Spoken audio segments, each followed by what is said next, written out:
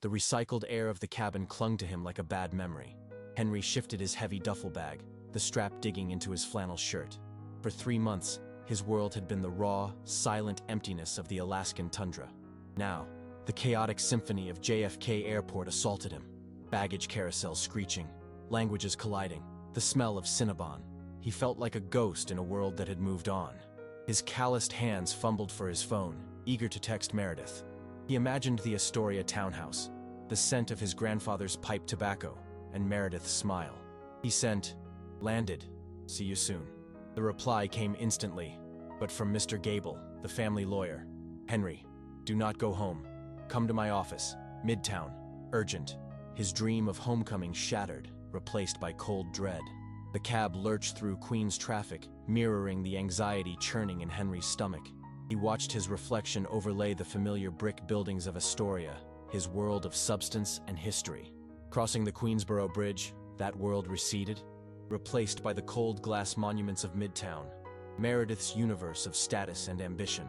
He felt like a tourist, a prisoner. The cab stopped at a monolithic tower. He paid, his crumpled bills feeling insignificant. The lobby's frigid air hit him, a stark contrast to his earthy scent. He knew he was about to learn why he couldn't go home. If you enjoy stories of karma and hidden secrets, subscribe now to witness how the truth always finds a way to surface. The lobby was minimalist hostility, polished black marble floors reflecting his weary face, brutalist furniture, and a heavy silence. His worn work boots thudded dully, defiling the pristine surface. The receptionist, severe and bored, looked up from her quartz desk. Her eyes dismissed his flannel and dust with a merciless appraisal. "I'm here to see Mr. Gable," Henry said, his voice small. She typed without looking at him. "He's expecting you. 42nd floor." He felt a flush of shame. He could navigate by stars. But here, he was an illiterate child in a temple of wealth. The mirrored elevator multiplied his haunted reflection as it climbed unnervingly fast. Each floor was a layer of distance from his reality. He smelled of sweat and pine in the sanitized cage. He saw his frayed collar, the tear in his jeans, imperfections in a flawless world. He thought of his grandfather, a master carpenter who valued honest labor. What would he make of this vertical shrine to money? The doors opened to a silent, sterile hallway.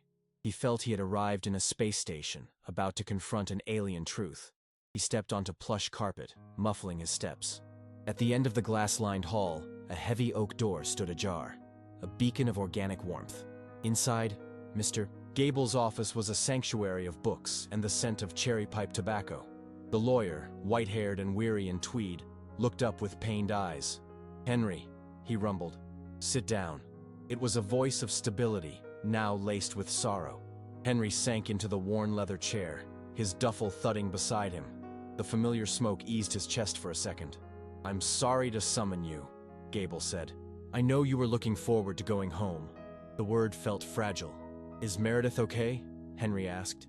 "Meredith is fine," Gable said carefully. "This is about the house in Astoria. Henry, she sold it." The words were meaningless sounds. Sold it? Impossible. We would never sell. A hollow numbness spread through him. Gable reached for a leather folder, his movements slow, as if handling something toxic. "She used a power of attorney you signed," Gable said flatly, sliding a document across the desk. Henry recognized his hasty scrawl from 4 months ago. Meredith had been flustered about a car title transfer. He'd signed it distracted, trusting her. "This was for the car," Henry whispered. "It says so right there." Gable nodded. "It does, but she wasn't dealing with a cautious buyer. She presented it as general. It was a cash offer. His grandfather's house, liquidated." "How much?" Henry asked. $15 million, Gable said quietly. The astronomical number felt like a joke. Meredith had stolen his reality. $15 million. For Meredith, it was the key to the world she scrolled through on her phone. For Henry, it was noise. The violations screamed louder. "The house!" His voice broke. What about what was inside? He pictured the study, the books, the family photos, physical anchors of his lineage. Gable looked down. She hired an estate sale company. They cleared the house in a weekend. Everything was liquidated. "It's all gone, Henry." The word struck him physically. Gone. She hadn't just sold a house. She had erased his history, scouring his life from the earth. He stared at the rug through unshed tears. The clock ticked poignantly. Grief gave way to a cold, foreign rage. She wanted the money, he said flatly. She hated that house, said it held us back. He remembered her disappointment when he spoke of legacy. He thought it was a gap they could bridge. It was a chasm. Gable leaned forward, his expression hardening. She did want the money, but she's not going to get it. Your grandfather was wise. He saw this ambition in her years ago. Henry looked up, confused. He liked her. Gable gave a mirthless laugh. He tolerated her, but he didn't trust her. He built a fortress to protect you, and she just walked straight into the trap. Gable reached into the leather-bound folder and pulled out a thick document, its edges yellowed with age. The cover was embossed with gold lettering that read, "The Miller Family Irrevocable Trust." He slid it across the desk. The paper felt heavy and substantial in Henry's hands, a stark contrast to the flimsy, fraudulent power of attorney. Your grandfather established this trust 5 years before you were married, Gable explained, his voice taking on a new tone of strategic precision. He placed the Astoria property and only that property into it. You are the sole beneficiary and the sole executor. The terms are explicit. The property cannot be sold, transferred, or used as collateral without your direct, physical signature, witnessed and notarized. It was never a marital asset. It was never, for a single second, Meredith's to sell. Henry stared at the legal jargon, the dense blocks of text, but the meaning was crystal clear. His grandfather, from beyond the grave, had protected him. The old carpenter had seen the rot in the foundation of his relationship and had built a firewall that Meredith, in her greed, had been completely oblivious to. A wave of profound, aching gratitude washed over him, momentarily eclipsing the anger. His grandfather hadn't just left him a house, he had left him a shield. So, the sale, it's not legal? Henry asked, a flicker of hope igniting in the desolate landscape of his emotions. Not only is it not legal, Gable said, a grim smile touching his lips for the first time. It's a textbook case of felony fraud. The developer, a company called Titan Properties, was sold an asset by an individual with zero legal authority to sell it. They wired $15 million to a private brokerage account that Meredith opened 2 months ago. That, my boy, is wire fraud, which gets the federal authorities very interested. The implications began to cascade in Henry's mind. This wasn't just a divorce. It was a crime scene, and Meredith was the sole perpetrator. The pieces began to click into place, forming a picture of cold, calculated justice. The sterile conference room, the impatient developer's lawyer, Meredith's confident strut. It was all a stage, and she had no idea she was the lead in a tragedy of her own making. Titan Properties is furious, Gable continued, leaning back in his chair and steepling his fingers. They've been made to look like fools. They're a multi-billion-dollar firm, and they were swindled by a PR manager with an illegally used power of attorney. Their lawyers are sharpening their knives as we speak. They were sold a lie, and in their world, that is an unforgivable sin. Henry could almost feel a sliver of pity for Meredith, a fleeting echo of the man he had been that morning. He imagined her excitement, the thrill of her victory, the belief that she had finally shed her working-class skin and emerged as the wealthy, powerful woman she always believed she was destined to be. She would walk into that meeting expecting to be congratulated, to sign a final piece of paperwork, and to walk away with a fortune. She would be thinking about which penthouse to buy, which car to lease, which exotic vacation to post on her social media feed. She would have no idea that she wasn't walking into a closing. She was walking into an ambush. So what happens now? Henry asked, his voice steady for the first time since he'd entered the office. The grief was still there, a heavy stone in his gut, but it was now encased in a layer of cold, hard resolve. He was no longer just a victim. He was an instrument of a justice his grandfather had set in motion years ago. Now, Gable said, we let her walk into that conference room. The developer's legal team is already there. They believe this meeting is to finalize the transfer logistics. They don't know that the entire transaction is void. They also don't know that you're here. Your presence is the final piece of the puzzle. He looked Henry directly in the eye, his expression sober. All you have to do is be there. You don't have to say a word. Just let the truth do its work. The plan was brutal in its simplicity. It wasn't about shouting or accusations. It was about the quiet, irrefutable power of a legal document, a truth set in stone 5 years earlier. It was a checkmate that had been patiently waiting on the board for the opponent to make her final, fatal move. Henry thought about the contrast between the two documents. The power of attorney was a flimsy piece of paper, a tool of deception born from a moment of misplaced trust. The irrevocable deed of trust was a fortress, built with foresight and love, a testament to a grandfather's wisdom. In the coming confrontation, it would be a battle between a lie and a legacy, and Henry knew with absolute certainty which one would prevail. He felt a strange calm settle over him. The chaotic emotions of the past hour, the shock, the grief, the rage, began to coalesce into a single point of focus. He was no longer just the heartbroken husband or the grieving grandson. He was the executor of his grandfather's will, not just in a legal sense, but in a moral one. He had a duty to see this through, to honor the foresight that had protected him. He nodded slowly at Gable. "Okay," he said. The single word was imbued with a weight that surprised him. It was an acceptance of the role he had to play. It was the end of his old life and the beginning of whatever came next. Gable gave him a small, approving smile. He stood up, the old tweed jacket rustling. "Good. They're waiting for us in the main conference room down the hall. Let's not keep them." Henry stood as well, his legs feeling more solid beneath him. He slung the duffel bag over his shoulder. The weight of it, which had felt like a burden just an hour ago, now felt like an anchor. It was a piece of his real life, his real self, and he was about to carry it into the heart of Meredith's artificial world, not as an intruder, but as a reckoning. Walking down the sterile hallway a second time felt different. Before, he had felt small and intimidated, a trespasser in a foreign land. Now, he felt a sense of purpose. He walked beside Mr. Gable, his worn boots making a quiet, steady rhythm on the plush carpet. The blurred silhouettes behind the frosted glass walls no longer seemed like powerful, unknowable figures. They were just people, caught up in their own dramas, oblivious to the quiet cataclysm that was about to unfold in the conference room at the end of the hall. He could feel the cold, hard weight of the truth in his pocket. Metaphorically speaking, it was the knowledge of the irrevocable trust, a secret weapon that Meredith had no idea existed. His heart was hammering in his chest, a frantic drumbeat against his ribs, but his hands were steady. The grief for his lost home and his grandfather's possessions was still a raw, open wound, but the anger had cooled and hardened into something else, a grim determination. He was not here for revenge, not in the hot-blooded sense. He was here to restore order, to reassert a truth that had been violently disregarded. He was here to be a witness to the consequences of Meredith's choices. As they approached a set of large, double-glass doors, Gable put a hand on his arm, stopping him. "Remember, Henry," the lawyer said, his voice low and serious. "Let me do the talking. When the time is right, I'll present the trust. Her reaction and the developer's reaction will be everything. Just stay calm and let the cards fall where they may." Henry gave a single, sharp nod. He took a deep breath, the refrigerated air feeling sharp in his lungs. This was it. This was the moment where the two worlds, his and hers, would collide with devastating force. The conference room was even more soulless than the rest of the office.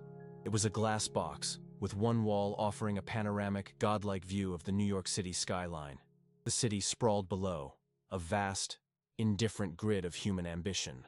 In the center of the room was a long, impossibly polished mahogany table that reflected the city lights like a dark, still lake. Seated at the table were two men in impeccably tailored dark suits, their faces etched with the kind of sharp-edged impatience that comes from billing by the minute. They were the legal team for Titan Properties. They looked up as Gable entered, their expressions a mixture of annoyance and professional courtesy. They didn't even glance at Henry, dismissing him as an assistant or a junior associate, someone of no consequence. He stood by the door, feeling the familiar sensation of being invisible in this world, but this time, it felt like a strategic advantage. He was a ghost at the feast, and no one knew he was carrying a bomb. The room was silent, except for the almost inaudible hum of the ventilation system. The air was cold and smelled of nothing at all. He looked at the two lawyers, their expensive watches glinting under the recessed lighting, their leather briefcases placed neatly beside their chairs. They were sharks in their natural habitat, and they were about to realize they had been swimming in poisoned waters. He let his gaze drift to the empty chair at the head of the table, the one clearly reserved for the star of the show. He could almost picture her walking in, radiating confidence and success. The thought sent a fresh pang of betrayal through him, but he pushed it down, converting it into a cold. The first thing Henry registered was the cold. Not the raw, biting cold of an Alaskan pre-dawn, which was honest and clean, but a manufactured sterile chill that seemed to emanate from the very walls of the bedroom. It was the chill of a space that was no longer a home but an architectural magazine spread, curated to within an inch of its life. The alarm on his phone, a jarring, synthesized chime Meredith had chosen, sliced through the silence. His own alarm, a gentle, escalating birdsong, had been deemed unaspirational. He silenced it, his calloused thumbs swiping across the cool glass screen. The floorboards, once a warm, honey-colored oak that his grandfather had laid with his own hands, were now covered in a sleek, gray laminate that was frigid under his bare feet. He sat on the edge of the bed, the high thread count sheets feeling slick and foreign against his skin. Meredith's side was already empty, the duvet pulled taut with geometric precision, the mountain of decorative pillows arranged in a way that discouraged any notion of actual comfort. The air didn't smell of sleep or of the faint, pleasant scent of old wood he associated with this house. It was saturated with the sharp floral notes of her night cream and the lingering ghost of a scented candle that promised tranquility, but delivered only a chemical headache. He looked at his reflection in the mirrored closet doors she had insisted on installing. A man out of place, his rugged, sun-weathered features a stark contrast to the minimalist, monochromatic world she had built around them. He felt like a ghost haunting his own life, a relic of a past she was systematically trying to erase. As he stood, the silence was broken by the high-pitched metallic whir of her imported espresso machine starting its cycle in the kitchen, a sound that always felt like a starting pistol for the day's quiet humiliations. He found her in the kitchen, a vision of casual, expensive perfection. She was dressed in a matching set of dove-gray athleisure wear that probably cost more than his entire collection of work boots. Her back was to him as she stared intently at her phone, one slender finger scrolling endlessly through a feed of curated lives, a digital river of envy and ambition. The kitchen, once the heart of the house with its warm, slightly battered wooden cabinets and a big, welcoming farmhouse table, was now a sterile laboratory of white quartz countertops, handleless cupboards, and stainless steel appliances that hummed with a low, electronic thrum. He moved quietly to the corner where his own simple coffee percolator sat, an artifact she tolerated with a long-suffering sigh. As he measured out the grounds, the rich, earthy smell a small comfort in the sanitized air. He felt her eyes on him. He didn't have to turn to know the expression on her face. It would be a familiar cocktail of pity and impatience. His old duffel bag, a heavy-duty canvas monstrosity that had been his faithful companion on a dozen remote assignments, was slumped by the back door where he'd left it. It was stained with the mud of forgotten places, faded by the sun, and exuded a faint, honest smell of canvas, earth, and machine oil. To Henry, it was a symbol of his competence, a vessel of his livelihood. To Meredith, it was a piece of garbage, a constant, offensive reminder of the life she was so desperate to transcend. "You're not actually putting that thing in my car, are you?" she asked, her voice flat, not even bothering to look up from her phone. The question wasn't a question, it was a verdict. Her car, a leased white BMW, was another prop in her carefully constructed life, a vehicle she cleaned and polished with a devotion she never showed to their marriage. The contrast between her gleaming, sterile world and his rugged, functional one had never felt so vast. If you enjoy stories of karma, hidden secrets, and the quiet power of the underestimated, subscribe now to witness how the truth always finds a way to surface. Ignoring her comment, a skill he had honed to a fine art, Henry focused on the ritual of preparation. He knelt by the duffel bag, the cold laminate pressing into his knees. The sound of the heavy, oversized zipper being pulled back was a satisfying metallic growl in the tense silence of the kitchen. He began his inventory, his hands moving with the practiced efficiency of a man whose life often depended on being prepared. He checked the compartments, touching each piece of equipment. His rock hammer, its wooden handle worn smooth and dark with the sweat of his own hands. His collection of geological maps, rolled tightly and secured with rubber bands. His ruggedized field laptop. Each item was a tool with a purpose, a piece of a puzzle he knew how to solve. These were the objects that defined him, the extensions of his skill and knowledge. He then reached for the jacket slung over a nearby chair, a well-worn Carhartt, its brown duck canvas softened with age and patched at the elbows. It was warm, durable, and utterly without pretense. He remembered Meredith's face the first time he'd worn it to one of her work functions. The mortification had been so profound it was almost comical. He slid his hand into the pocket and his fingers closed around his grandfather's watch. It wasn't a luxury brand. It was a simple, steel-cased Seiko from the 1970s. Automatic, reliable. Its crystal bearing a small scratch near the 2 o'clock mark from a fall his grandfather had taken while fixing the roof. The steady, almost silent sweep of the second hand was a connection to a man who had valued substance over style, integrity over image. These things, the bag, the jacket, the watch, were his inheritance.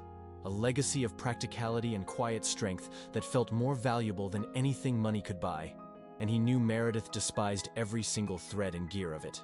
Jessica's husband just got a promotion to senior vice president, Meredith announced to the room, her voice carrying the detached tone of a newsreader delivering a report on a world he could never hope to inhabit. They're looking at a summer house in the Hamptons. Imagine. She finally put her phone down on the quartz countertop, the sharp click echoing in the room. The performance was escalating.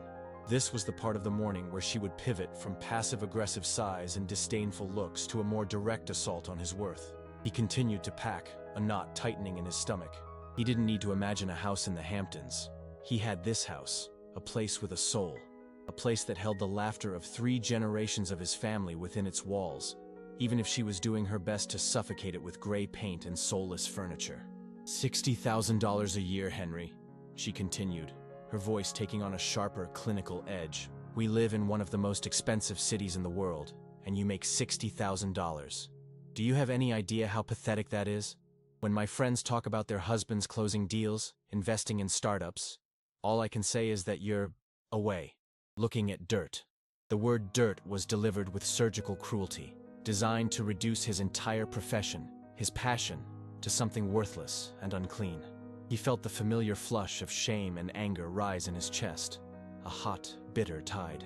He wanted to tell her about the quiet thrill of discovering a mineral vein, the deep satisfaction of understanding the story of a landscape written in layers of rock over millions of years, the integrity of honest physical work. But he knew it was pointless. They were speaking different languages, operating on different planes of existence. Her world was built on perception, on the shimmering, fragile surface of things, while his was built on the solid, unyielding bedrock of reality. He stood up, slinging the heavy duffel bag over his shoulder. The weight was a comfort, an anchor in the turbulent emotional sea of his own home. He zipped up the Carhartt jacket, the fabric a familiar shield against the cold of the house and the colder chill of her disappointment. He walked towards the back door, his work boots making a solid, defiant sound on the laminate floor. He didn't look at her. He didn't want to see the triumphant smirk he knew would be on her face, the look of an opponent who has just landed a clean, unopposed blow. He just wanted to escape into the real world, the world where his skills had value and his character was not constantly on trial. The world outside the pristine white walls of this house felt more like home than the house itself ever did anymore.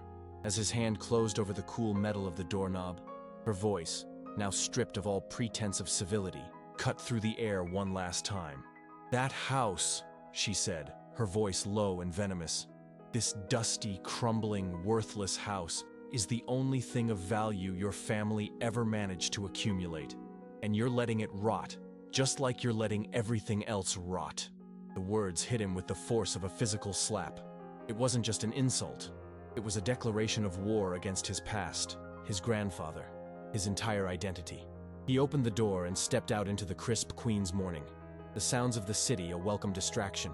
As the door clicked shut behind him, a final chilling thought crystallized in his mind, clear and sharp as a shard of ice. She didn't just want a different life. She wanted to burn his to the ground to get it. The quiet hum of the refrigerator was the only sound in the house, a low, monotonous drone that seemed to amplify the oppressive silence. Henry stood in the kitchen for a long time after she left, the echo of her final venomous words about his dusty, crumbling, worthless house replaying in his mind like a broken record. Each repetition chipped away at the foundation of his patience, eroding the years of quiet compromises and swallowed frustrations. He had always told himself her ambition was a product of insecurity, that her obsession with status was a shield against some private fear. He had made excuses for her cruelty, reframing it as stress or a misguided attempt to motivate him. But standing there, in the cold, white shell of what was once his grandfather's warm, welcoming kitchen, he finally allowed himself to see the truth. It wasn't insecurity. It was contempt. It wasn't ambition. It was a bottomless, rapacious greed. The trigger wasn't a single event, but a slow, dawning horror. the culmination of 1,000 tiny cuts. He thought of the way she flinched when his work-stained hands brushed against her expensive silk blouse, the way she spoke of his profession, as if it were a communicable disease, the way her eyes lit up only when discussing money, or the acquisitions of her friends. He walked slowly into the living room, a space now dominated by a massive, uncomfortable-looking white sectional sofa and a glass coffee table that was always smudged with fingerprints. His gaze fell upon the mail, neatly stacked on a small sterile console table by the door. On top was a thick, cream-colored envelope addressed to Meredith from a bank he didn't recognize. Sterling Private Wealth Management. It was a name that sounded exclusive and expensive, a world away from the local Queen's Credit Union where they kept their joint account. He picked it up. It was heavy, substantial. He knew, with a sudden, gut-wrenching certainty, that whatever was inside this envelope was the key. Her complaints about their finances, her constant pressure for more, suddenly felt like a carefully constructed fiction, a smokescreen to hide a secret life he was never meant to discover. A cold resolve, as hard and unyielding as granite, settled in his chest. The grief and hurt were still there, but they were now fuel for a singular, focused purpose. He needed to know. He had to tear down the beautiful, minimalist facade she had built and see the ugly truth hiding in the walls. He listened, his senses on high alert. The house was empty, silent. He could hear the distant rumble of the N train, the faint cry of a siren blocks away. He knew her schedule. She had a power lunch in Midtown, followed by a series of meetings. He had at least 3 hours. It felt like a lifetime and no time at all. His target was her home office, a small spare bedroom she had converted into her personal command center. He had rarely entered it. She called it her sanctum, and her tone had always made it clear he was not welcome. It was where she curated her image, managed her clients, and, he now suspected, orchestrated a life entirely separate from his. He walked towards the hallway, his boots making no sound on the plush gray runner she'd had installed. Each step was deliberate, a trespass in his own home. His heart began to pound a heavy, rhythmic beat against his ribs, a drumbeat of transgression. He wasn't a man who pried or snooped. His nature was to trust, to take people at their word. This act felt like a violation of his own character, a descent into a world of suspicion and deceit that was entirely hers. But the image of that thick, creamy envelope, the sound of her voice dripping with contempt for his family's legacy, it pushed him forward. He was no longer just a husband feeling betrayed. He was the guardian of his grandfather's memory, and he had a sudden, chilling premonition that he was about to discover the full extent of its desecration. The door to her office was closed. He reached out, his hand hesitating for a fraction of a second before his fingers closed around the cold, brushed nickel handle. It felt alien in his palm, unlike the warm, familiar brass knobs on the other doors in the house, the ones his grandfather had installed. He turned it slowly, wincing at the soft, metallic click of the latch. The room inside was exactly as he'd imagined, cold, immaculate, and impersonal. A large white desk, devoid of any clutter, faced the window. On it sat her laptop, a sleek, silver MacBook, closed and silent like a sleeping predator. A single, ridiculously expensive-looking ergonomic chair was tucked perfectly beneath it.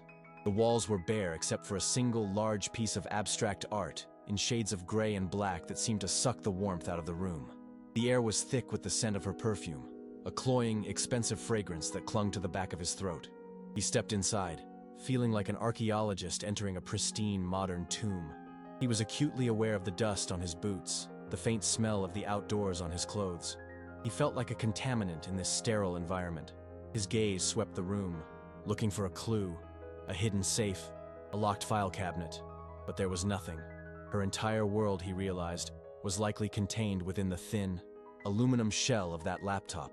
That was the vault. He approached the desk, his reflection a distorted, shadowy figure on its glossy white surface. The silence was absolute, pressing in on him. He could hear the blood rushing in his ears, a frantic, internal storm in the quiet, controlled space she had created. His mission was clear, but the path was blocked by a single, formidable obstacle he hadn't yet considered. He had no idea what her password was. He sat down in her chair, the mesh back conforming to his spine with an unsettling intimacy. He felt a surge of revulsion, as if he were sitting in a stranger's seat. He lifted the lid of the laptop, and the screen glowed to life, illuminating his tense face in its cold, white light. A simple, elegant login screen appeared, waiting. A single field, a blinking cursor. Password.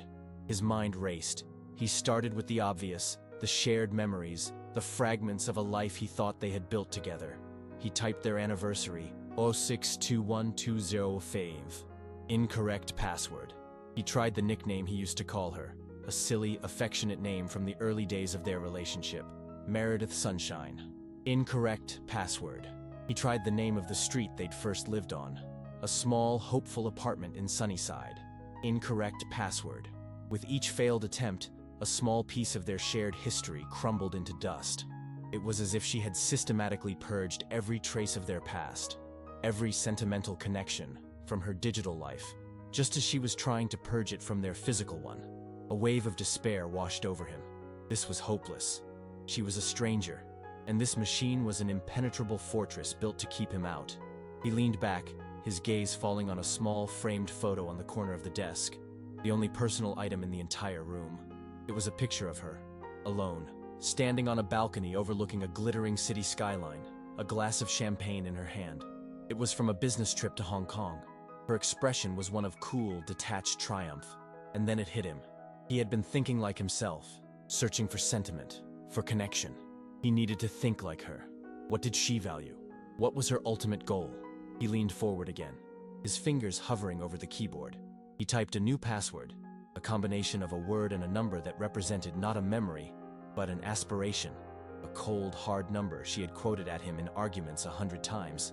The screen flickered for a moment, and then, with a soft chime, the desktop bloomed into view, and he knew he had just unlocked the door to her darkest secret. The desktop was as sparse and organized as the room. Folders were neatly arranged, labeled with sterile, professional-sounding titles: PR campaigns, client invoices, networking. His eyes scanned the list, his heart hammering. He was looking for a discrepancy, a loose thread in the tightly woven fabric of her lies. He clicked on a folder labeled Personal Finance. Inside were spreadsheets, bank statements, credit card bills. He opened the most recent statement for their joint account. The balance was exactly what he expected. Pathetically low, scraped clean by their mortgage, utilities, and her insatiable appetite for expensive things. It was the perfect picture of a couple struggling to stay afloat. But then he saw it. A separate folder, tucked at the bottom of the list, almost as an afterthought. It was labeled simply, Projects. His hand trembled as he double-clicked it. The folder contained only a handful of files. Most were password-protected legal documents, but one was a simple PDF. The file name was a string of numbers, a transaction code. He opened it. It was a brokerage account statement from Sterling Private Wealth Management. His eyes went straight to the summary at the top. The account holder's name was Meredith Miller. The date the account was opened was 2 months ago. And then he saw the final line item, the one listed under recent deposits. The number was so large, so utterly incomprehensible, that his brain struggled to process it. It was a long string of digits with 2 decimal points at the end. $15 million. 15 dollars. Zero. The air rushed out of his lungs in a silent, ragged gasp. It felt like falling, like the solid ground beneath his feet had just given way, plunging him into a cold, dark abyss from which there was no escape. The number 15 million was a physical presence in the room, a silent, monstrous entity that sucked all the air from his lungs. It wasn't money, it was a weapon, a blunt instrument of annihilation, and it had been used to cave in the entire structure of his life. He stared at the brokerage statement on the laptop screen, the glowing pixels searing the figure into his memory. His mind, usually so adept at comprehending the vast, slow timelines of geology, could not grasp the speed and scale of this betrayal. 2 months. She had built a secret financial empire in the time it took for the seasons to begin changing in Alaska. The initial shock, a wave of cold that had left him numb and breathless, began to recede, replaced by a different kind of energy. It was a low, humming frequency of rage, so profound and so alien to his nature that it felt like a foreign consciousness awakening within him. The grief was still there, a hard, dense stone in his gut. But this new anger was a fire, and it demanded fuel. He needed more. He needed to see the blueprint of his own destruction. His hand, which felt like it belonged to someone else, moved the mouse. The cursor hovered over the dock at the bottom of the screen, over the icon for her email client. He clicked.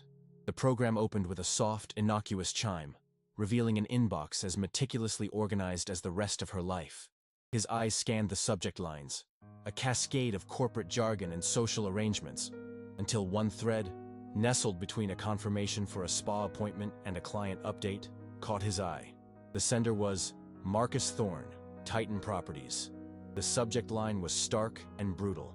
Astoria acquisition, final steps, and fund transfer. His finger twitched over the trackpad, a tremor of dread and morbid necessity running up his arm as he realized he was about to read the autopsy report of his own marriage. He clicked on the email thread, and a conversation spanning the last 10 weeks unfolded on the screen. It was a timeline of his erasure.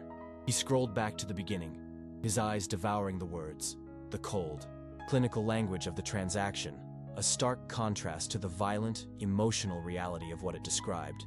He saw Meredith in her earliest emails, adopting a persona of reluctant duty. She wrote of her husband, indisposed on a critical remote assignment, and the difficult but necessary decision to part with a beloved but burdensome family property. The words were carefully chosen, designed to paint a picture of a responsible, competent woman taking control of a complicated situation. It was a masterful performance. As the negotiation progressed, her tone shifted. The feigned reluctance gave way to a sharp, aggressive business acumen he had never seen before. She debated closing costs, demanded proof of funds, and negotiated the terms of the wire transfer with the precision of a seasoned M&A lawyer. She was a shark, and he had never even known she could swim in these waters. He saw her lies, layered one on top of the other, forming an impenetrable wall of deceit. She forwarded a copy of the limited power of attorney he had signed, the one for the car, and in the body of the email, she referred to it as the General POA, as requested, granting me full authority over our shared real estate assets. It was a lie so bold, so audacious, that it stole his breath. He was not her partner in this. He was the shared asset, the inconvenient, sentimental fool who had to be managed and circumvented. He scrolled down through dozens of messages until he reached the final email from her, sent just yesterday. It was a confirmation of the wire transfer, followed by a single, chilling sentence that made the blood in his veins turn to ice. I look forward to finalizing the last details tomorrow and moving on to the next chapter. Unencumbered. The word unencumbered echoed in the silent room, a testament to her view of him as nothing more than a weight, a burden to be shed. His grief for the man he was that morning, the hopeful husband on his way home, was complete. That man was dead, and this cold, methodical rage was all that was left of him. His eyes scanned the email attachments, a collection of PDFs and Word documents, the sale agreement, the wire transfer confirmation, the title search report. And then he saw one that was different. It wasn't from the developer. It was from Sterling Private Wealth Management, the name from the envelope he'd seen earlier. The file was titled M. Miller, New Beginnings Portfolio Strategy, PDF. He clicked on it. The document that opened was not just a financial plan. It was the manifesto of her new life. The first page was a glossy, professionally designed summary, complete with charts and projections. The $15 million was to be diversified into a portfolio of low-risk bonds, high-growth tech stocks, and a significant real estate investment trust. It was a blueprint for generating passive, generational wealth, a future of effortless luxury built on the ashes of his past. He scrolled to the second page, which was a more detailed breakdown of her projected budget for the first year. It included line items for a penthouse apartment lease in Tribeca, the purchase of a new Porsche, a quarterly wardrobe refresh budget that was more than his annual salary, and a travel budget allocated for self-discovery trips to Bali and St. Bart's. And then, at the very bottom, under a section titled Contingencies and Liabilities, he saw a single line that shattered the last vestiges of his composure. It read, Alimony Settlement Reserve, H. Miller, $50, $100. Target, NDA contingent lump sum. He was a liability, a $50,000 problem to be solved and silenced.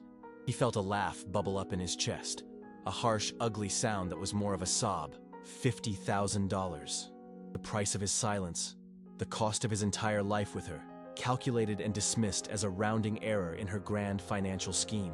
The sheer, breathtaking arrogance of it was a thing of terrible beauty. It clarified everything. There was no room for sadness anymore, no space for the soft, complicated emotions of a broken heart. There was only the cold, hard geometry of the truth. He closed the portfolio document, his movements now precise and controlled. The trembling in his hands was gone, replaced by a steady surgical focus. He navigated back to the projects folder, his mind working like a forensic accountant, searching for every last piece of evidence. He found a new subfolder, one he had overlooked in his initial shock. It was labeled Estate.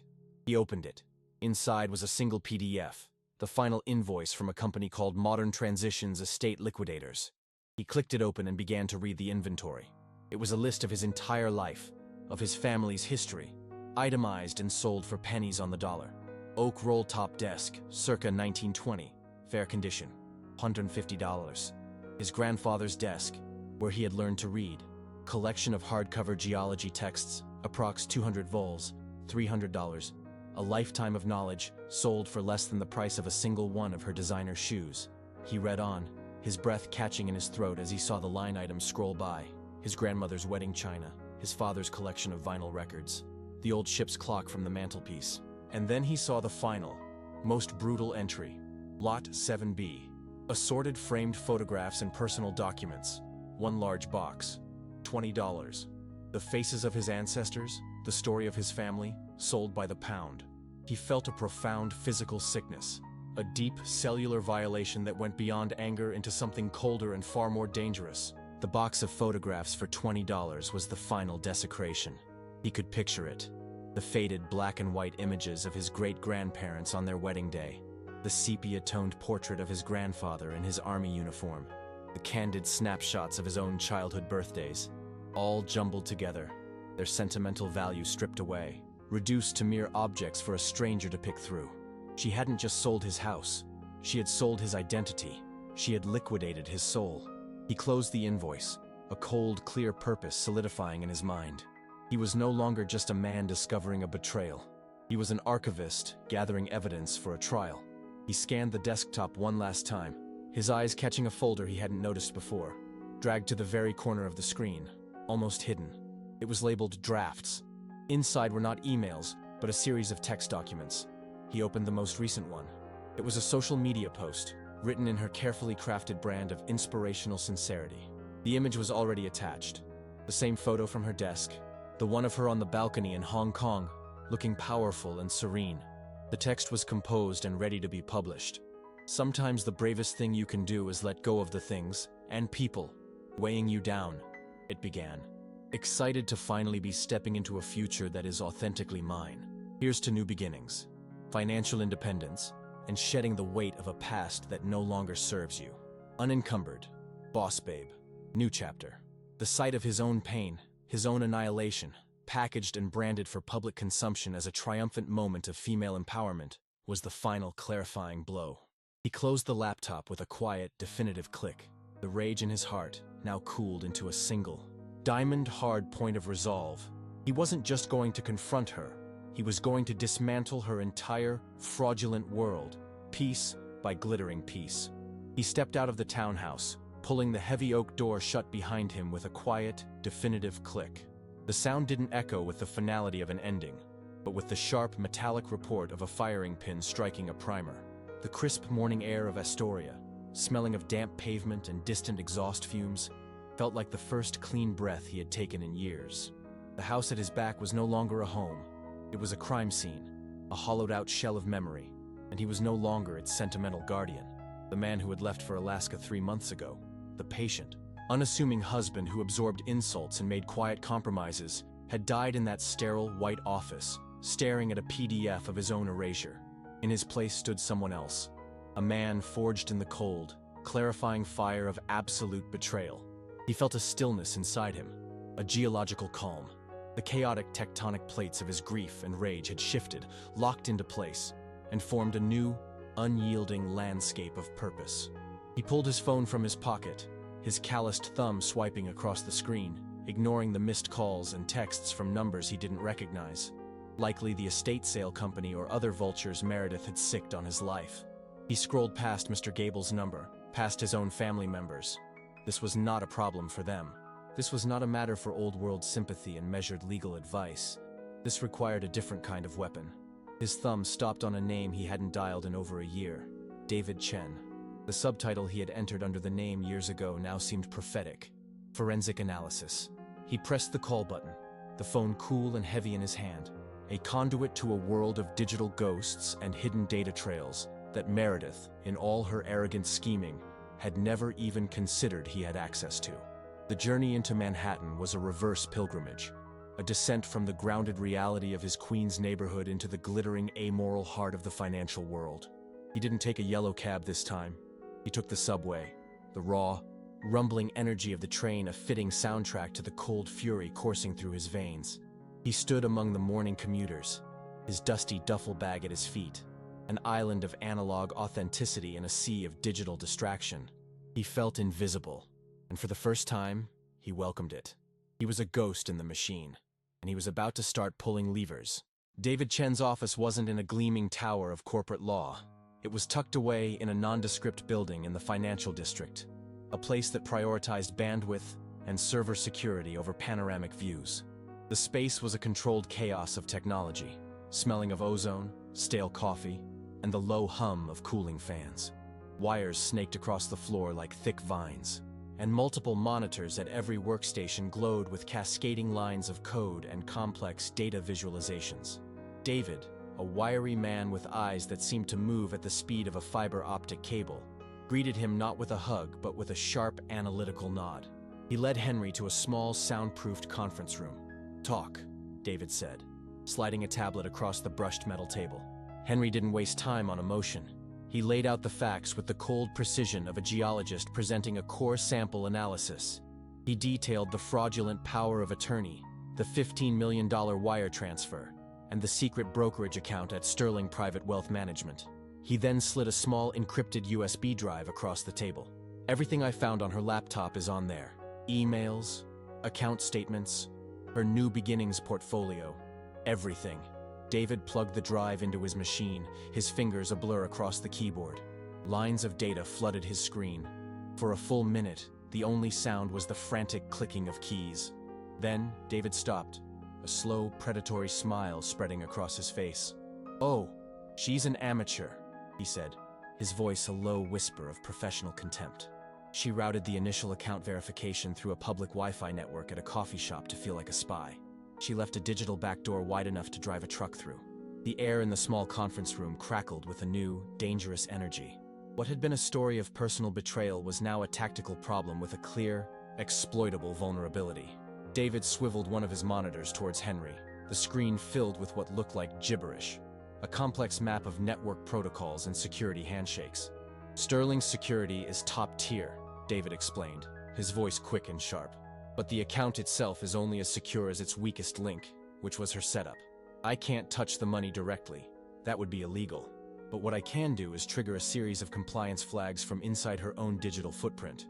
We can report the initial account verification as fraudulent, using the timestamp from the coffee shop's public IP address as proof that she wasn't at a secure location. We can flag the size of the transfer as being inconsistent with her known income history, which we can pull from her tax returns on the laptop. We can trigger every single alarm in their system." It was a masterpiece of bureaucratic warfare, a way to use the system's own rules against itself. It wouldn't be Henry or David freezing the account. It would be the bank's own automated, hyper-cautious compliance department. It was clean, legal, and utterly devastating. "Do it," Henry said, his voice flat and hard. He watched as David's fingers flew, executing a series of commands that were the digital equivalent of planting shaped charges on a load-bearing wall. He was no longer just a victim. He was an active participant in the architecture of her ruin. After a few tense moments, a red notification box flashed on David's screen. "Account flagged. Manual review required. All assets frozen pending investigation." The $15 million was now trapped, a glittering prize in a glass box she could see but would never, ever be able to touch. David leaned back, the predatory smile returning. "Phase 1 is complete," he said. "Now let's introduce her to some real lawyers." David made one phone call. He spoke in a clipped shorthand of acronyms and legal precedents, his voice devoid of any emotion except for a chilling efficiency. 20 minutes later, Henry was in another car, this time a black town car that navigated through traffic with an unnerving smoothness, heading toward a different part of Midtown. They weren't going to see Mr. Gable. Gable was a man who wrote wills and handled trusts. He was a shield. What Henry needed now was a sword. The law offices of Vance and Associates were the physical embodiment of controlled aggression.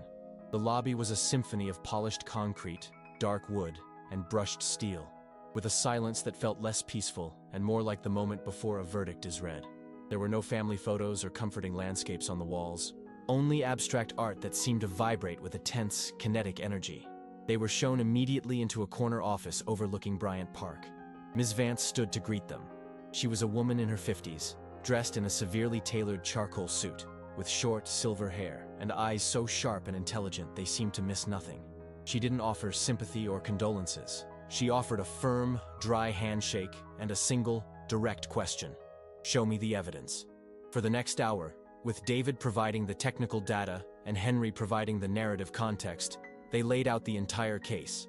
Henry spoke with a calm he didn't know he possessed, detailing the timeline of the fraud, the emotional manipulation, and the systematic erasure of his family's history. He concluded by sliding 2 documents across the vast, empty expanse of her desk: a printed copy of the limited power of attorney for the car, and a certified copy of the irrevocable deed of trust for the house, which he'd had Mr. Gable messenger over. Ms. Vance examined the documents under the bright glare of her desk lamp, her expression unreadable. She read the trust document twice, her focus absolute. Finally, she looked up, and for the first time, a flicker of something that looked like professional hunger appeared in her eyes. "Mr. Miller," she said, her voice as sharp and clean as breaking glass, "she hasn't just committed fraud. She's handed us a weapon of mass financial destruction on a silver platter." The final hour in Ms. Vance's office was not a consultation, it was a war council. With a terrifying, methodical precision, she outlined the strategy, a multi-front assault designed not just to reclaim what was his, but to utterly dismantle Meredith's entire existence. "First," she began, her pen tapping a sharp rhythm on a legal pad, "we file for an emergency injunction and a declaratory judgment voiding the sale to Titan Properties, citing the irrevocable trust. This legally establishes that the sale was never valid. Second, we file a civil suit against Meredith personally. We won't sue for the $15 million. That money was never hers to begin with. We will sue for punitive damages, emotional distress, fraudulent misrepresentation, and the conversion of personal assets. Every single item from that estate sale. We will conduct a full forensic accounting of her life for the past 5 years to uncover any other hidden assets."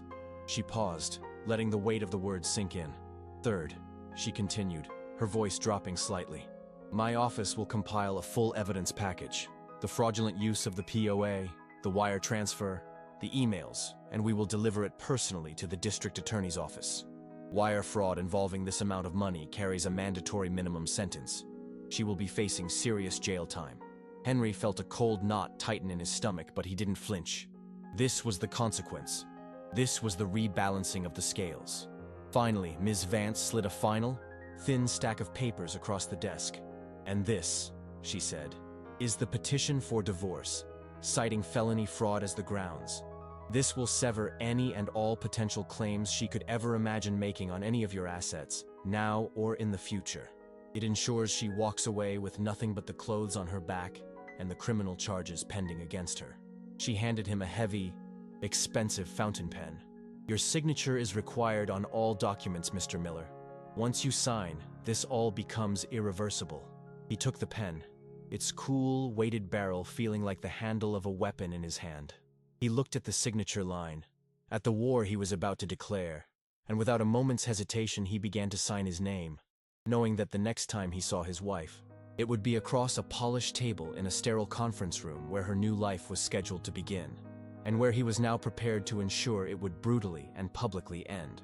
The double glass doors of the conference room swung open with a soft, hydraulic hiss, and a wave of cold, perfumed air washed into the hallway, preceding Meredith like an honor guard. She was a vision of calculated triumph, dressed in a cream-colored silk pantsuit that seemed to shimmer under the recessed lighting, a stark and deliberate contrast to the dark, masculine tones of the room.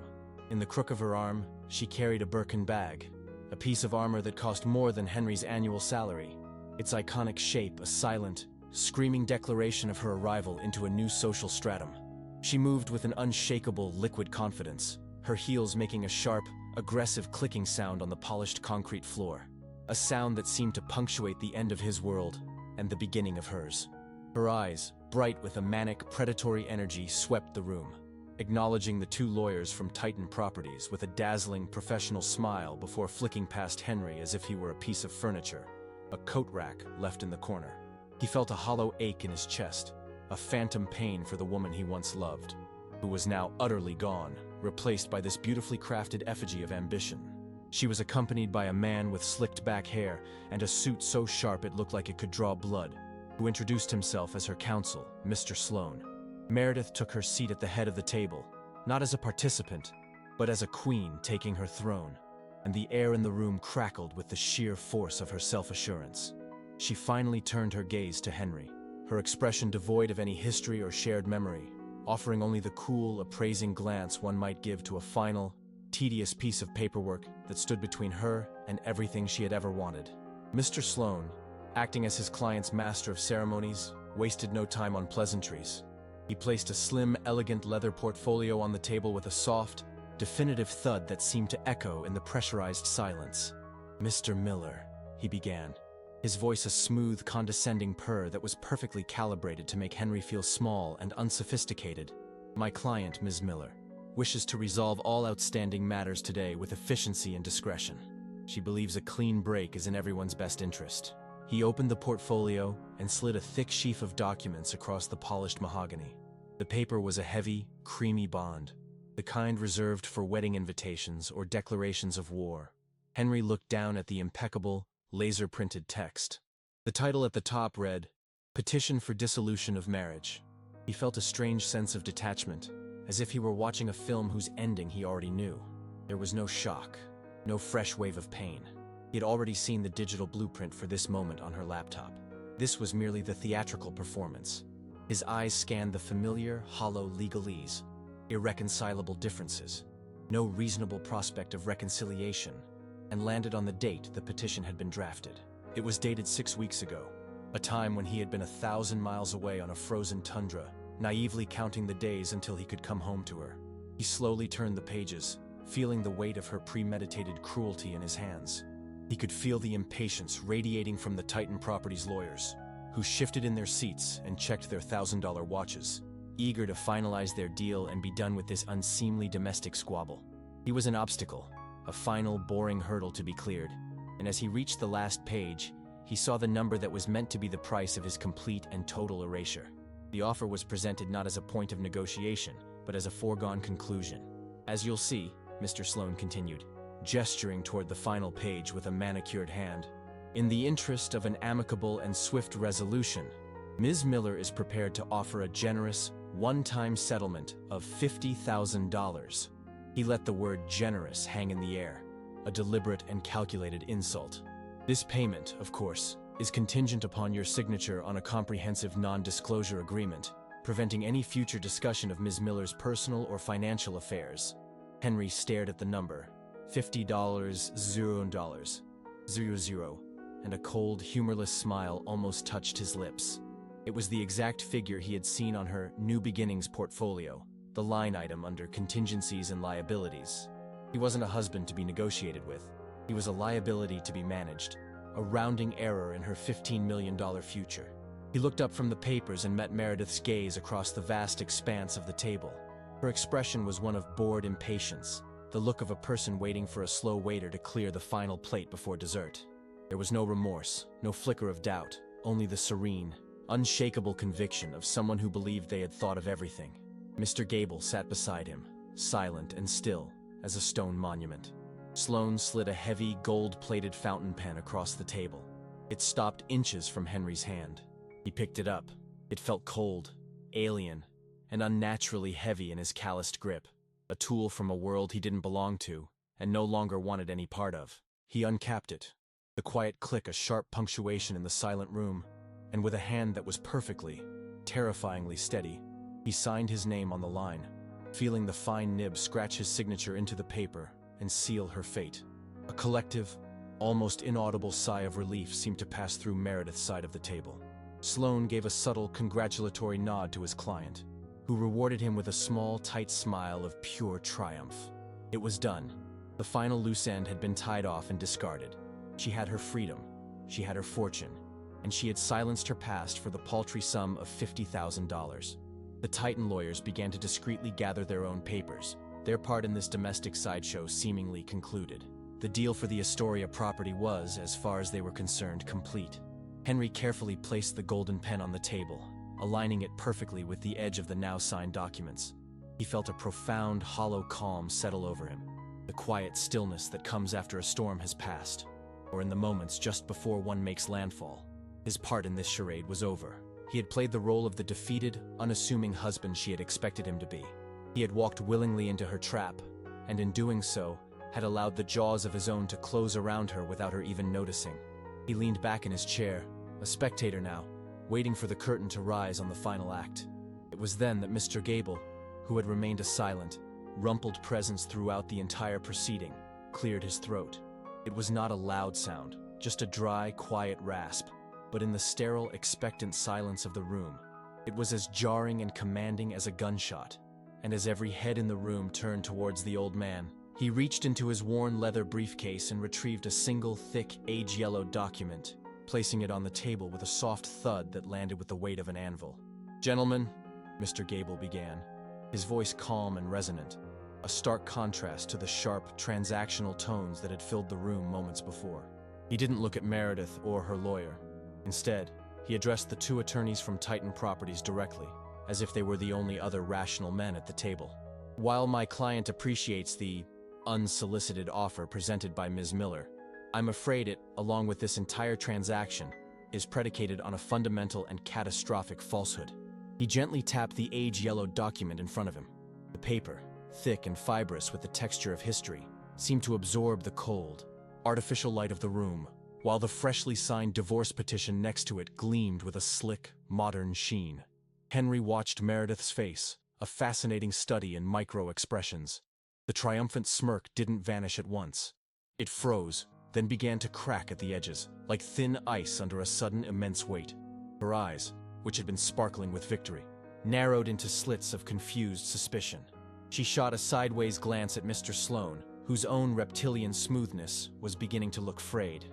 "This," Gable continued, his voice dropping to a somber, deliberate cadence as he turned the first page, "is the Miller Family Irrevocable Trust, executed and notarized 5 years before the marriage of my client to Ms. Miller." He let the words hang in the air, each one a heavy stone dropped into a still pond. The senior partner from Titan leaned forward, his professional indifference evaporating, replaced by a hawk-like intensity. Gable pointed a steady, gnarled finger at a specific clause, his nail resting on the faded ink. "The terms are explicit and, as the title suggests, irrevocable. The property at 2315 35th Street, Astoria, Queens, cannot be sold, transferred, leveraged, or otherwise disposed of without the direct, notarized in-person signature of the sole executor and beneficiary, Mr. Henry Miller." A profound, suffocating silence descended upon the room, broken only by the faint, electronic hum of the building's climate control. The world outside the glass walls, the bustling, indifferent city, seemed a million miles away. Henry saw the truth dawn on Meredith's face, not as a slow realization, but as a violent physical impact, as if she'd been struck by an invisible force. And he knew in that instant that the fortress his grandfather had built for him was about to come crashing down upon her. The senior Titan lawyer, a man whose face seemed permanently etched with a mask of controlled impatience, was the first to break the silence. He let out a short, sharp breath, a sound that was less an exhalation and more the hiss of a punctured tire. He slowly removed his gold-rimmed glasses, polishing them with a silk handkerchief with movements that were unnaturally precise, buying himself a moment to process the sheer scale of the disaster that had just unfolded on his watch. When he looked up, his eyes were no longer those of a corporate attorney. They were the cold, dead eyes of a shark that has just scented blood. Meredith's blood. "Mr. Sloane," he said, his voice stripped of all professional courtesy, now a low, menacing growl that promised swift and merciless retribution. "Are you telling me that your client sold my client a $15 million property using a power of attorney that was not only invalid for this purpose, but was superseded by an irrevocable trust she failed to disclose?" Mr. Sloane, who had built a career on smooth deflections and confident bluster, seemed to shrink in his chair. His face, normally a healthy, expensive-looking tan, had taken on a pale, greenish hue. He stammered, I was under the impression the document was a general POA. His voice trailed off as he risked a glance at Meredith, who was now staring at the trust document as if it were a coiled serpent about to strike. Her carefully applied foundation could no longer hide the stark, waxy pallor of her skin. The blood had drained so completely from her face that her bright red lipstick looked like a grotesque painted wound. Impression? The Titan lawyer snarled, now on his feet, his knuckles white as he leaned on the table. "Your client, madam," he said, pointing a trembling finger at Meredith, "has committed a textbook case of felony wire fraud. She has exposed my firm to significant financial and reputational damage. This meeting is over." He turned to his junior partner. "Call the DA's office. Inform them we are the victims of a multi-million-dollar fraud scheme. And then get our litigation department on the line. We will be suing Ms. Miller personally for damages, misrepresentation, and the full return of our $15 million. Meredith let out a small, choked gasp, the sound of a drowning person's last bubble of air reaching the surface. The entire glittering future she had built for herself had just been declared legally void and criminally fraudulent. As the full weight of her ruin crashed down on her, Mr. Gable slid the second real set of divorce papers across the table, his voice a calm, steady anchor in the swirling vortex of her collapse. "And Meredith," he said, his tone gentle but laced with iron, "this is for you. If you are enjoying this story of betrayal and calculated justice, please like this video. It helps us bring you more stories like this." The new set of papers, plain and functional compared to the elegant bond of her own petition, stopped directly in front of her. The title was stark and brutal: "Petition for Dissolution of Marriage on Grounds of Felony Financial Fraud." Meredith stared at it, her mind clearly unable to process this final, devastating blow. The room had become a courtroom, and she was the only one in the dock. Her lawyer, Mr. Sloan, had physically distanced himself from her, his chair now a full foot away from hers, a clear and public severing of their alliance. He was in damage control mode, trying to save his own reputation from the shrapnel of her implosion. It was in that moment of absolute frozen chaos that a sharp, authoritative knock echoed from the glass doors. Every head turned. Standing in the doorway were two figures, a man and a woman, dressed not in corporate suits, but in the sober, practical attire of law enforcement. They didn't need to show a badge. Their presence radiated an authority that instantly superseded everyone else in the room. They entered silently, their eyes scanning the scene with a practiced, dispassionate air, immediately identifying Meredith as the focal point of the crisis. "Meredith Miller," the woman asked, her voice calm and devoid of judgment, which somehow made it even more terrifying. Meredith could only nod, a spastic, puppet-like jerk of her head. "We're from the district attorney's white-collar crime unit," the woman continued, her partner moving to stand quietly behind Meredith's chair. "We need you to come with us to answer some questions regarding a fraudulent real estate transaction and an unauthorized wire transfer." The carefully constructed woman of the world, the my unencumbered Dutcher boss babe, finally and completely shattered. A raw guttural sob ripped from her throat. Her face, a mask of expensive makeup now streaked with tears, crumpled like a discarded piece of paper. The Birkin bag, her proudest symbol of arrival, lay forgotten on the floor beside her, a hollow leather shell. As they gently but firmly helped her to her feet, her terrified, uncomprehending eyes locked with Henry's one last time across the table. They were filled not with hate, but with a desperate, pleading question. How? He offered no answer, his expression a calm, unreadable mask, watching as the ghost of the woman he once married was led away from her stolen future and toward the cold, hard reality of the justice she had earned. 6 months later, the air in the Astoria townhouse no longer smelled of sterile paint and Meredith's expensive, cloying perfume. Instead, it smelled of life, of restoration. The rich, clean scent of freshly sanded oak filled the downstairs, mingling with the aroma of lemon oil and the faint, nostalgic ghost of pipe tobacco that seemed to have re-emerged from the very walls, as if in celebration. Henry stood in the living room, his flannel shirt dusted with a fine layer of sawdust, running his calloused hand over the smooth, repaired surface of the original hardwood floor. He had spent weeks on his hands and knees, painstakingly removing the cheap gray laminate she had installed, treating each gouge and scratch not as an imperfection, but as a scar with a story. The process was slow, methodical, and deeply healing. He had tracked down some of his grandfather's furniture, buying it back at an absurd markup from antique dealers and collectors who had snapped it up at the estate sale. The roll-top desk was back in the study, The ship's clock was on the mantelpiece, its gentle chime once again marking the passage of time in the quiet house. He had even found the box of family photographs, Lot 7B, purchased by a local history enthusiast who was more than happy to return it to its rightful owner. The financial settlement with Titan Properties had been surprisingly swift. Faced with a lawsuit and the public embarrassment of their failed due diligence, they had offered Henry a generous deal for the air rights above his property, allowing them to build their skyscraper slightly taller on the adjacent lot. It was a multi-million-dollar figure that had secured his future, yet it hadn't changed his present. He still wore the same Carhartt jacket, still drove his old Ford pickup, and still found more satisfaction in the grain of a piece of wood than in the balance of a bank statement. An envelope from Mr. Gable had arrived that morning. Inside, the final update. Meredith had been sentenced to 4 years in a federal correctional facility for women in Connecticut. The civil suit from Titan had stripped her of every last asset, leaving her with nothing but a mountain of legal debt. Her society friends had vanished, her name now a cautionary tale whispered at cocktail parties. Henry felt no triumph, no surge of vengeful satisfaction. There was only a profound, quiet sense of closure, the feeling of a long, discordant note finally resolving into silence, leaving him with the clean, simple truth that some structures are built to last, while others are designed only to collapse under the weight of their own hollowness. He sat in his grandfather's leather armchair, which now occupied its rightful place in the study, a glass of bourbon resting on the armrest. The evening sun slanted through the bay window, illuminating the dust motes dancing in the air, each one a tiny, glittering spark of the present moment.